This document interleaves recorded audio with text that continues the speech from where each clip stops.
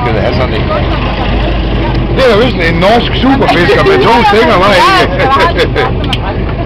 Ikke hun vil have den største makrel i dag, Asger. Hvad siger du til det? Det er min fiskestang. Okay. Hvad fanden har Gustav fisk på? Jeg har ikke forstået. Ja, vi har været med stykker på mig. Og vi vil give 3 kvarter. Var det ikke godt, så han skal ligge længere? Gå. Ja, gå så prøv at slå. Ikke kig derhen. Ikke kig derhen. Jeg koncentrerer mig på fiskestang. Moren er ved at brænde sig af, Gustav. Luk øjnene. Luk øjnene. Au for satan.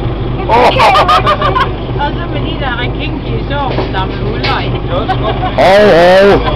Jeg skal ikke grine så. Det er godt, Morten.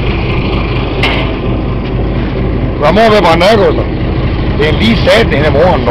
Hun laver sgu grille, det sagde jeg til hus.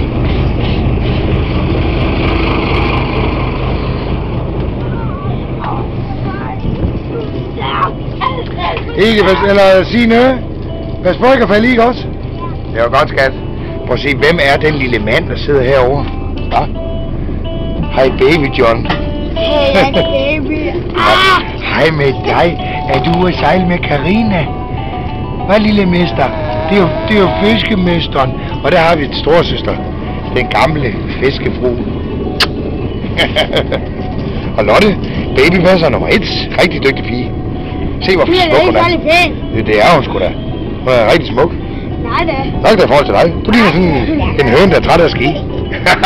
Ej, det var. Nej, det synes jeg ikke, var. Du er også en flot fyr.